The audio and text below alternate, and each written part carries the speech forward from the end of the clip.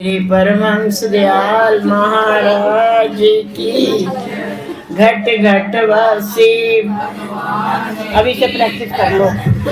बाके बिहारी लाल की, अलबेली सरकार की।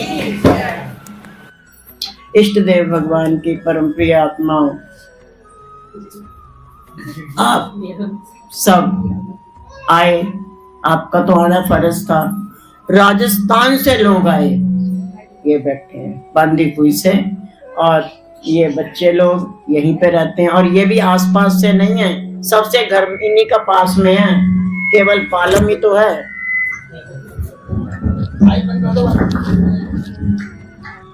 तो ये पालम से आए हैं प्यारे। एक छोटा सा जीव इस धराधाम पर आया जिसका नाम विपुल है, वो बैठा है। श्री गुरु महाराज जी उस बच्चे को सद्बुद्धि बख्शें, अपना प्यार बख्शें और अपना आशीर्वाद बख्शें। और इस बच्चे के उपलक्ष्य में इस पूरे परिवार को और आप सबको भी बहुत बहुत बधाई हो जाए।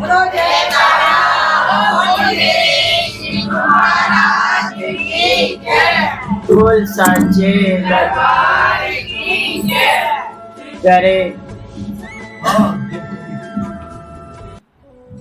छोटे बच्चे के लिए और हम सब के लिए भी एक ही बात है,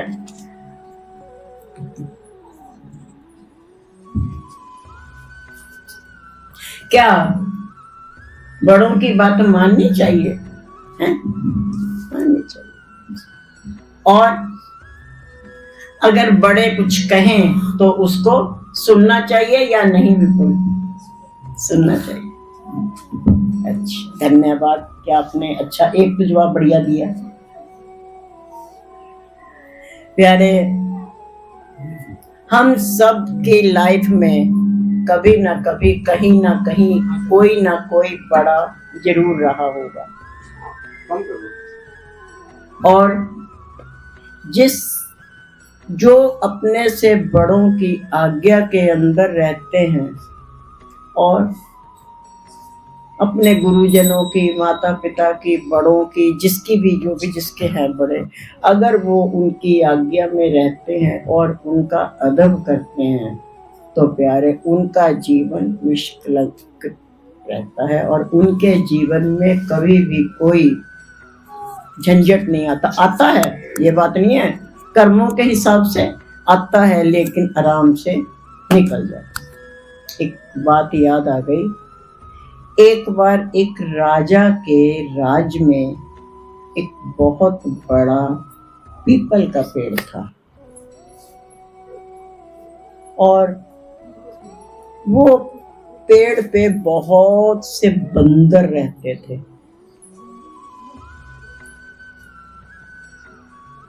और बंदर तो बंदर ठहरे, उत्पात भी करते ही थे, एक दूसरे को तंग भी करते थे, जो भी उधर आ जाता था उसको परेशान भी करते थे।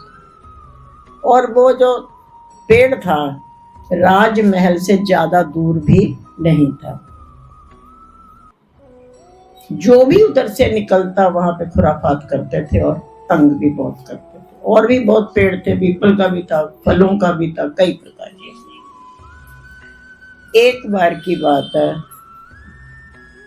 उस पेड़ के नीचे उसी राजा का राजवैद आके बैठा। कहीं से आ रहा था, महल जाना था उसको, और वो थक गया था गर्मी के चक्कर में, तो वहीं पर ही जो है एक अमरूद के पेड़ के नीचे बैठ गया।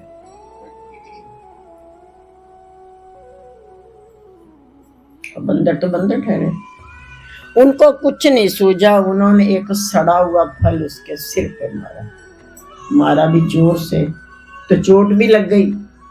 तो जब उस राजवैद ने ये देखने के लिए कि क्या हुआ, ऐसे मुंह जो ऊपर को किया, तो एक सड़ा हुआ उसके मुंह पे और मारा।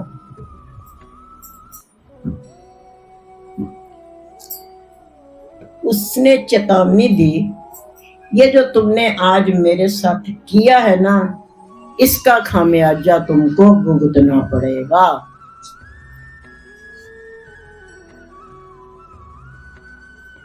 पर बंदर तो बंदर ठहरे, कहाँ वो सुनने वाले।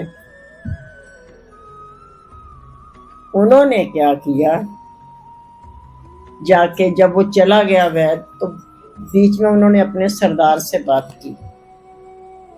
सरदार ने कहा अब खतरनाक समय शुरू होने वाला है, तुम सबको यहां से चले जाना चाहिए। बात ये चल रही थी कि हम बड़ों की बात को कितना मानते हैं। तो जो उनका जो बंदरों का सरदार था, उसने कहा कि अब हमको यहाँ से चले जाना चाहिए, क्योंकि हो सकता है अब थोड़ा मुसीबत का समय आ जाए, क्योंकि उन्होंने तुम्हें चेतावनी भी दे दी है। जितने और बंदर थे सब वहां से चले गए, केवल 5 बंदर ऐसे खुराफाती थे, कहते जी हम न जा रहे कहीं भी, और वो वहीं पर ही रहे, और बल्कि पहले से ज्यादा खुराफात करनी उन्होंने शुरू कर दी। खैर करते करते एक दिन एक घटना घटी।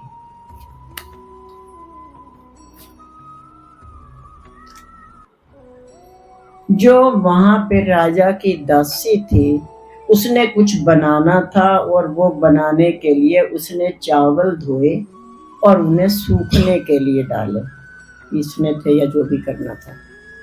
तभी एक बकरा आया, और सूखे चावल उसका तो खाना था, आया और उसने चावलों में मुंह मारना शुरू कर दिया। दासी वहीं पर ही चूल्हा जला के कुछ कर रही थी, उसे कुछ नहीं सूझा, उसने चूल्हे से जलती हुई लकड़ी उठाई और दे बकरे पे मारी, उसके मुंह पे। बकरा जान बचा के भागा, पर फिर भी उसके तो बाल सूखे थे, बालों में आग लग गई, और वो अपनी तरफ से तड़पता हुआ, कुछ नहीं मिला उसको, पास में घुड़साल थी तो वो घुड़साल में घुस गया, क्योंकि उसको तो अंदर से बेचैनी हो रही थी, तो उसे लग रहा था मैं कहीं पर भी अपने आप को शांत करूं। तो वो जैसे ही घुड़साल में पहुंचा, तो वो बकरे की तो आग पता नहीं लगी कि ठंडी हुई कि नहीं हुई, और वो आग पूरे घुड़साल में फैल गई। और घुड़साल, क्योंकि वहां पे चारा वारा भी रखा रहता है, तो घुड़साल में फैलने के कारण जो घोड़े थे, वो कई घोड़े बुरी तरह से जल गए। शांत किया गया, बकरे पे भी पानी डाला गया और घोड़ों को भी किया गया, लेकिन उनकी कई घोड़ों की तो स्किन बहुत ही बुरी तरह से जल चुकी थी। प्यारे, तब उसने देखा, बुलाया राजवैद्य को, उसने उपचार वगैरह किया, तो वैद्य ने राजा से बताया, राजन, क्योंकि इनकी जो स्किन है काफी अंदर तक जल चुकी है, तो थोड़ा टाइम लग जाएगा।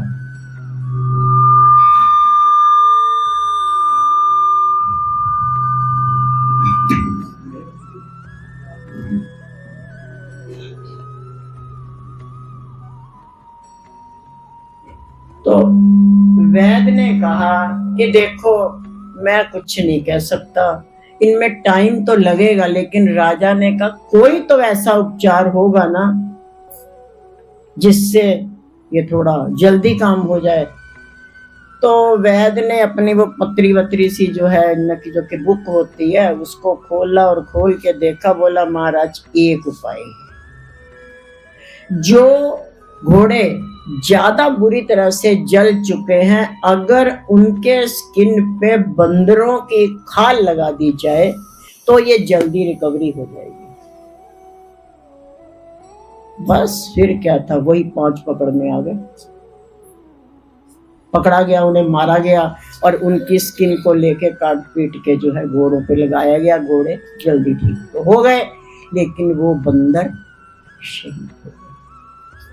प्यारे, काश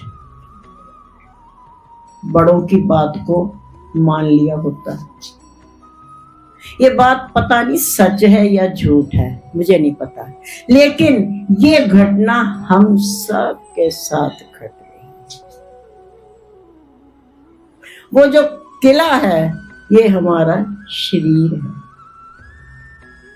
और इसके अंदर वो जो बंदर है, हमारी वासनाएं, हमारी तृष्णाएं, हमारे विकार, ये सब के सब बंदर उसमें घूमते फिरते। लेकिन अब खुराफात तो करते ही हैं।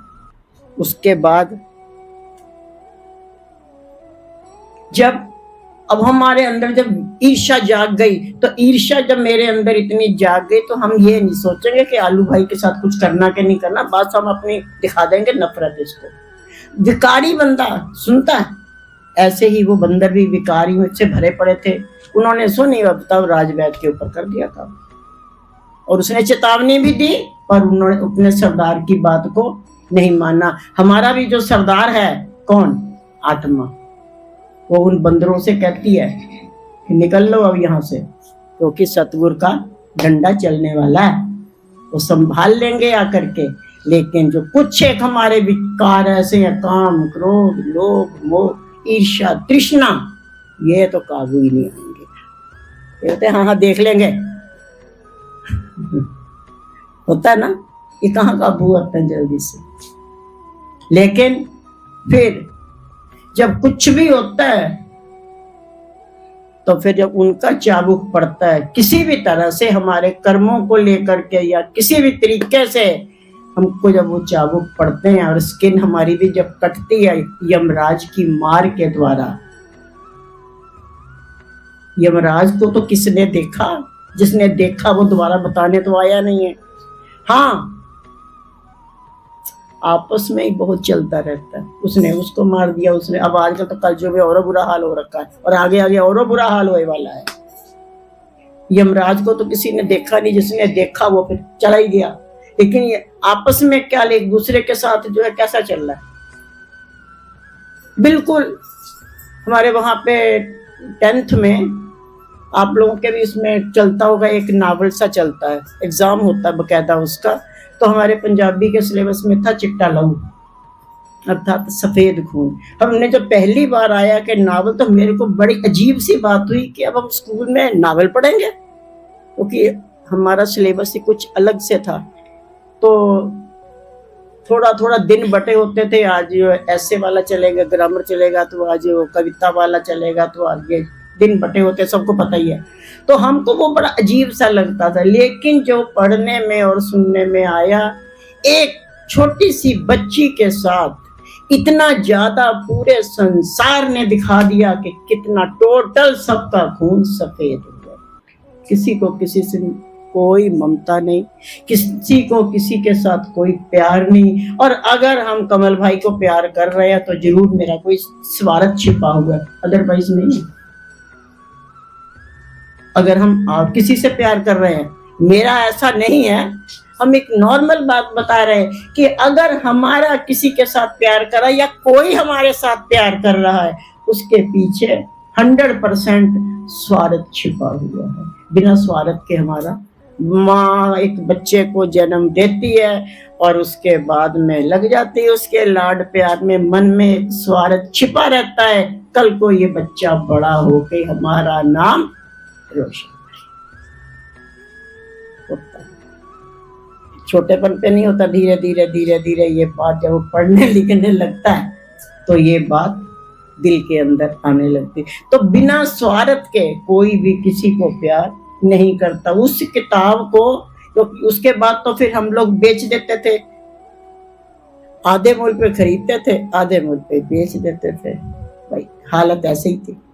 तो उसको मैंने नहीं बेचा, उसको मैंने यहाँ भी ले आए। कितनी बार पढ़ा कि क्या है ये संसार, हद कर दिए संसार ने। मतलब उससे एक छोटी सी बच्ची को यहाँ तक कि वेश्या बनना पड़ गया समाज के सामने, और जबकि बाप टीटी बना हुआ है। हद कर देते हैं। तो प्यारे ये संसार बहुत ही स्वार्थ से भरा हुआ है, और इस स्वार्थ भरे संसार के अंदर जीना बड़ा ही मुश्किल है। कैसे जी सकते है? कोई रास्ता? उसमें हमारा एक मन है, हमारे अंदर ना एक मन है। मन का आज स्वभाव बताते हैं हम क्या है। एक बार एक वैज्ञानिक ने एक प्रैक्टिकल किया, एक बनाया पौंड तालाब, और उसमें उसने कुछ छोटी छोटी मछलियां डाल दी, और फिर बीच में शार्क मछली को डाल दिया, और शार्क मछली तो भाई शार्क मछली खाई उसने, एक ही बार में सब चट कर दो। ठीक, उसके बाद उस वैज्ञानिक ने क्या किया, शार्क मछली और दूसरी और मछलियां लेके डाली, समुद्र से ले आया और मछलियां डाली, लेकिन बीच में एक शीशा लगा दिया। अब शार्क मछली को दूसरी मछलियां दिख रही हैं, दौड़ के मार रही, चोंच मारने के लिए जा रही है, पर शीशे पे भिड़ रही है, फिर जा रही है, फिर शीशे पे भिड़ रही है। उसको भी लग रहा होगा भी है तो सामने, पर मेरे हाथ में क्यों नहीं आ रही, बार बार बार बार मुंह उसका लहूलुहान हो गया है, लेकिन बार बार बार बार फिर भी वो जाती है और जा करके उसको चोंच मारने की कोशिश करती है। बहुत प्रयत्न किया उसने, बहुत, सवेरे से शाम हो गई, बेचारी भूखी प्यासी भी हो गई और तड़फ भी गई और सब कुछ, लेकिन उसके हाथ एक भी मछली नहीं आई। क्यों? बीच में शीशा था, दिख रही हैं लेकिन उसको हाथ में नहीं आ रही। शाम तक क्या होता है, वो थक गई और चुपचाप बैठ गई। अब हम आपके मन की बात बताएंगे। शाम को वो मछली, कौन सी? शार्क मछली, शाम को वो मछली थक गई और एक किनारे चुपचाप बैठ गई। तभी धीरे से उस वैज्ञानिक ने वो शीशा हटा दिया। अब वो वहां से दोबारा ही नहीं जा रही है, उसको लगता फिर चोट लग जाएगी जबकि शीशा हट चुका है, लेकिन फिर भी वो जो शार्क मछली है वहां पर नहीं जा रही, क्योंकि उसको अंदर अंदर महसूस हो रहा नहीं। दोबारा मुंह तोड़ने वाली बात है, पहले बहुत खून बहा लिया, छोड़ो। कई बार हमको लगता कि हम तो उस शार्क मछली से भी हमारे मन गए बीते हैं क्या? नहीं। आप अपने मन को शार्क मछली से अच्छा कहोगे या बुरा कहोगे या उसके जैसा कहोगे? बता दो आज। कैसे कहोगे आप अपने मन को? शार्क मछली जैसा, या उससे गया बीता, या उससे बढ़िया?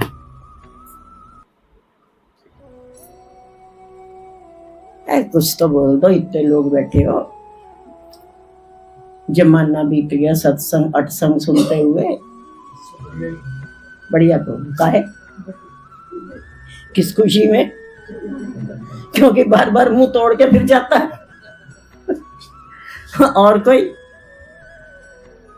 प्यारे, हमारा जो मन है तो शार्क मछली से भी गया बीता, लेकिन एक बात होती है, शार्क मछली ने बार बार कोशिश तो की, सवेरे से शाम लगा दी। अर्थात हम भी अगर अपने मन को बार बार मोड़ने की कोशिश करें, सारा दिन तो छोड़ दीजिए, हम अगर लगातार 1-1.5 घंटा भी ढंग से मन को हटाने की कोशिश करें ना, तो मन बड़ा भोला है, मान जाता है, ज्यादा तंग नहीं करता। पर हम तो थोड़ी देर के लिए, हाँ गुरु महाराज जी बहुत बढ़िया बढ़िया, अच्छा ध्यान ते मन तो लगता नहीं, चलो चल गए, चाह का टाइम हो गया, 5 बज गए। तो फिर बताओ हमारा कसूर किसका है? ना तो उनका है ना मन का है, कसूर हमारा अपना है। क्योंकि हमने, शार्क मछली ने सारा दिन अपना मुंह तो तुड़वाया बेचारी ने, उसके बाद वो, उसके अंदर एक बात बैठ गई कि ये है ना कुछ है, दिख तो रहेगा पर वो आएंगी नहीं हाथ में, जबकि वो मंडरा रही थी और उसके आसपास भी आ रही थी और वो डर के मारे नहीं खा रही उनको। जबकि वो, क्योंकि अब शीशा हट गया तो उन छोटी मछलियों को भी खुली जगह मिल गई। सारा मछलियां बोलते हैं उसको, छोटी वालियों को। तो वो जो सारा मछलियां तो फ्री हो गई, तो वो इधर उधर घूम रही हैं, लेकिन शार्क मछली अभी भी डरी हुई है कि नहीं, मेरे को अगर मैंने मुंह खोला तो मुंह फिर मेरा फूटेगा। प्यारे, अगर हम ढंग से कोशिश करें तो ये हमारा मन भला क्यों ना काबू आएगा। हम जब ध्यान पे बैठते थे ना, शुरू की बात है, तो हम तो अपने मन को बड़े प्यार से समझाते थे, गुस्सा नहीं करते थे। आजकल गुस्से से बच्चे नहीं काबू आते, भला मन आएगा काबू, है ना? प्यार से तो हम तो उसको कहते थे मन चन्वे, तो चांद बना दिया उसको मन अपने को। कम में इसके बिना तो काम ही अधूरा। अगर मन ही ना हो, हम वो ना आजकल सच्चिदानंद प्रकाश रखा हुआ है, तो दादा गुरु महाराज जी ने बताया कि जिस टाइम वो आनंदपुरी जी की शरण में वहां पे मिले थे उनको पहली बार, तो उस वक्त उनकी उम्र 94-95 साल की थी। अजीब लगा ना? हाँ, 94-95। और कहते हैं दादा गुरुमा जी के वाक हैं, कहते हैं कि वो जब चलते थे ना तो बड़े बड़े जवान पीछे रह जाते थे, और वो नॉर्मली चल रहे, पीछे वाले भागते थे, और वो नॉर्मली अपना चल रहे होते थे मस्ती में। और कहते उनका जो जीवन था इतना मस्त जीवन था आनंदपुरी जी का, क्या बात है। और उन्होंने भी एक बात बताई कि मन को बड़े आराम से अगर हम बड़े प्यार से समझाएंगे तो मन, मैंने जो कल परसों पढ़ा तो मुझे लगा रे गार्गी तो पहले से ही चांद बता रही थी उसको, और वो भी कह रहे कि बड़े प्यार से समझाओ तो मान जाता। तो मैंने कहा फिर हम सही चल रहे थे। हम कहते हैं मन चन्वे लखा तेरिया मनिया मेरी एक मन वे की। ऐ मेरे चंदा मामा, मन तू चंदा मेरा, तेरी मैंने लाखों मानी, सवेरे से शाम तक हम तेरी ही मान रहे, तू मेरी एक मान लेना। मन चन्वे लखा तेरिया मनिया साडी एक मन वे, मन चन्वे क्या मानना, ठुमक ठुमक चल सतसंग ते, मन चन्वे ठुमक ठुमक चल सतसंग, मन चन्वे वहां से भक्ति का चढ़े रंग वे, मन चन्वे वहां से भक्ति का। लेकिन प्यारे, अगर हम अपने अंदर इच्छा प्रबल कर देंगे, और अगर हम काम आप सारे कीजिए, देखिए आपका जीवन मेरा जीवन में कोई अंतर नहीं है, केवल भाषा का फर्क है। आप कपड़े धोते हो, हम वस्त्र धोते हैं। आप खाना बनाते हो, हम भोग बनाते हैं। आप झाड़ू पोछा लगाते हो, हमारे यहाँ सफाइयां होती हैं या सेवा होती है। आप लोग कुछ कुछ और करते हो, हमारे यहाँ भाषा बदल जाती है, ठीक, और कुछ नहीं होता, काम वही है। कहाँ जाओगे भाग के? कहीं नहीं जा सकते, सब ऐसे ही चलना है। लेकिन क्या है प्यारे, अपने जो लगन है उसको हमको अवश्य प्रबल करके रखना चाहिए, क्योंकि अगर हमारी इच्छा, जो भी हमने सोचा है, ये नहीं एक दूसरे का सिर फोड़ने की इच्छा रख लो, ढंग की इच्छा अगर रखो। अगर हमने मालिक से मिलने की इच्छा ही रखी है तो उसको फिर प्रबल बना के रखो, क्योंकि समस्याएं तो आएंगी, बिना समस्या के भला कैसे। और अगर तुम्हें बिना समस्या के कुछ मिल भी गया उसमें मजा ना आने का। जो चीज ज्यादा तरस तरस के मिलती है ना, तो हम भी बताते हैं, मेरी माँ ने बड़ी मेहनत की श्री गुरु महाराज जी को ढूंढने में, ईमानदारी से बताएं तो मुझे तो सस्ते में मिल गए, लेकिन जितनी लगन उसकी लगी हुई थी उतनी मेरी ना लग पाई, क्योंकि हमें तो फ्री में मिल गया, माँ बाप की कृपा से। पिता का भी आशीर्वाद रहा, माता जी का भी आशीर्वाद रहा, तो हमें मिल गई। लेकिन उसके लिए हमको क्या करना चाहिए कि हम अगर चाहते हैं कि हमको मालिक के नाम का रंग चढ़े, तो उसके लिए हम क्या करें। एक कौन सा ऐसा ललारी है तुम्हारे पालम में, है कोई ऐसा ललारी जो मन को रंग दे? नहीं है। ओहो, बांदी कोई में फेल हो गया, हरिनगर कुछ नहीं, तेरे उधर है कहीं भी कुछ नहीं है, तेरी बलजीत नगर में भी कुछ नहीं, मेरे पश्चिम बिहार सब फेल। शायद हम पहले भी बता चुके हैं, फिर अब बात याद आ गई। फिर वही बचपन की बात आ जाएगी। 8th क्लास की बुक में थी भाई वीर सिंह की कविता। भाई वीर सिंह मेरे बड़े प्यारे कवि हुए, क्योंकि उनकी जो कविताएं थी वो बाहर से शब्दों को ले जाइए और आंतरिक ले जाइए, वो दोनों तरफ से। जैसे आज भी पुराने गाने जो हैं आज भी नए हैं, जरा सा आप रुख बदल लीजिए। अब वो कोई गाना गा रहा था जी, वो दिल कहाँ से लाऊं, तो मेरे से प्रथम जी बोले जी कितना सुंदर भजन है। गाना क्या था मेरा, तो क्या बोला ये, वही खत्म हो गया, सारा विश्वास ही भंग हो गया। अब वो दिल कहाँ से लाऊं, संसार वालों के लिए क्या, वो दिल कहाँ से लाऊं। तो ऐसे ही भाई वीर सिंह की जो कविताएं हैं वो सारी अध्यात्म से भरी हुई हैं। उन्होंने ये लिखा है कि अगर हम वास्तव में चाहते हैं कि हमारे मन पे उनके नाम का रंग चढ़े तो कैसे चढ़ेगा। उन्होंने उदाहरण दिया है कोयले का। कोयला कैसा होता है, गोरा पक्का है, सफेद होता है। कोयला काला होता है सफेद होता है, काला होता है। अरे सफेद होता है, कोई तो बोल दो, नहीं बोल दो। कोयला काला होता है। तो भाई वीर सिंह जी ने कोयले का उदाहरण देते हुए कहा है, साबण लाला तोता कोला दूध दही बिच पाया। कोयले को साबुन लगा लगा कर धोया और फिर उसको हमने दूध दही में भी डाल दिया। खुम्ब चाड़ रंगण भी तरया पर रंग न उस बटाया। ललारी के पास ले जाके उसको रंगने के लिए भी लगा दिया, खूब उबालते हुए रंग में भी डाला, पर उसने अपना रंग नहीं बदला, वो काले का काला ही रहा। फिर किसी समझदार भाई ने कहा यह मामला कुछ और है, तो पूछा क्या है। अब पूरी कविता को फिर से ध्यान दीजिएगा। साबण लाला तोता कोला दूध दही विच पाया, खुम्ब चाड़ रंगण भी तरया रंग न उस बटाया। बिछड़ के कालकसी आई, वो कहां से बिछड़ा, बिछड़ के कालकसी आई बिन मिलिया नहीं लेंदी।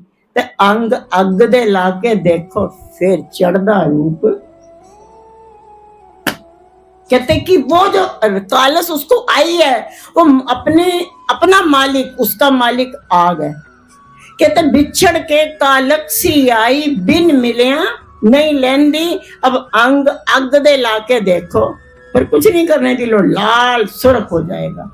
ऐसे ही हम भी जब मुरझाए पड़े हैं, हम भी जब अंदर से सड़े पड़े हैं, हम भी जब अंदर से परेशान हुए पड़े हैं, क्योंकि हमारी आत्मा जरा उनसे दूरी को जा रही है। अगर हम उनकी साथ जुड़ जाएंगे तो वो तो खुद भी लालो लाल, तो फिर कर देंगे हमको भी लालो लाल। प्यारे, एक और उन्होंने बड़ा अच्छा उदाहरण दिया है। इच्छा बलते डूंगिया शामा, इच्छा बल कहते हैं चश्मा नदी, और शामा शाम हो गई। तो भाई वीर सिंह जी एक बार कहीं जा रहे थे तो उन्होंने एक नदी को बहते देखा। शाम हो रही थी तो वो खड़े हो गए और नदी को बड़े ध्यान से देखने लग गए। उनकी जो कविताएं हैं ना भाई वीर सिंह जी की, तो बहुत टचिंग की कविताएं हैं उनकी। तो वो खड़े हो गए और नदी को देखने लग गए। पास से कोई निकला, बोले महाराज आप यहाँ पे क्या देख रहे हो नदी को। कहते मैं कुछ देख रहा हूं। कहते बता दो। कहते मैं ये देख रहा हूं और मैं इस नदी से ही पूछ रहा हूं। संज होई परछावे ढल गए, शाम हो गई है और परछाइयां भी खत्म हो रही हैं। क्यों इच्छा बल तू जारी, तू बहती चली जा रही है। ए नदी तू क्यों नहीं रुक रही, अब तो दिन भी गया अपने घर को, शाम हो गई है, परछाइयां खत्म हो चुकी हैं, परछाइयां ढल चुकी हैं, पर तू बहती ही चली जा रही है। न सरोत कर रही ओवें ते चलनो भी नहीं हारी। जैसी चाल तेरी सुबह से थी वही दोपहर को थी और वही तुम्हारी आज है, वही तुम अभी चलती चली जा रही हो और तुम्हारी चाल में भी कोई फर्क नहीं पड़ा। आखिर बात क्या है? फिर उन्होंने अपनी ही कविता में नदी का आंसर दिया। उन्होंने बताया कि नदी ने ये कहा, सीने खिंच जिन्होंने खादी वो कर आराम नहीं बने। जिनके दिल में यार से मिलने का प्यार होता है, जिनके दिल में मालिक से मिलने की तड़प होती है, वो फिर आराम शराम कुछ भी नहीं करते हैं। सीने खिंच जिन्होंने खादी वो कर आराम नहीं देंदे। न्यो वाले प्यार वाले नैना दी नींदर दिने रात पे बंदे। इक्को लगन लगी लई जांदी टोर अनंत उना दी और वसलों उरे मुकाम ना कोई सो चाल पे नित वेंदे। नदी ने कहा कि कैसे मैं रुक जाऊं, मुझे भी अपने आशिक से मिलने का है, मुझे भी उसको मिलना है और उसका अड्डा कहाँ है? समुद्र। और वो जब तक समुद्र में नहीं मिल जाएगी फिर वहां पे नदी के पानी को ढूंढना, नदी वाला किधर और समुद्र वाला, फिर वो दोनों एक हो जाएंगे। ऐसे ही हम भी जब सही शब्दों में एकाग्र हो करके उस मालिक का ध्यान करेंगे, और फिर किया ना, बड़े बड़े महापुरुषों ने करके दिखाया। ज्ञान देव जी ने किया, नामदेव जी ने किया, कबीर जी ने किया, गुरु नानक जी ने किया, दसों पातशाहियों ने किया, ये हमारे इन महान हस्तियों ने किया। किसका किसका नाम बताएं, पर वो उंगलियों पे गिनने वाली जनता कितनी है।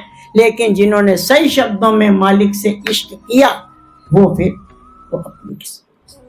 तो प्यारे, ज्यादा नहीं कहेंगे क्योंकि आज मुझे ज्यादा है कि हाँ भाई इन्होंने बड़ी दूर जाना है, रास्ते में फिर देर भी होएगी। श्री गुरु महाराज जी आप सबकी हाजिरी को स्वीकार करें और अपना प्यार और आशीर्वाद बख्शें। और ये चुन्नू मुन्नू जो बच्चा आया है इस दुनिया में, इसको सद्बुद्धि बख्शें और अपना प्यार बख्शें और ढेर सा आशीर्वाद भी बख्शें। और इसी के साथ ही वाणी को विराम देंगे। बोलो जयकारा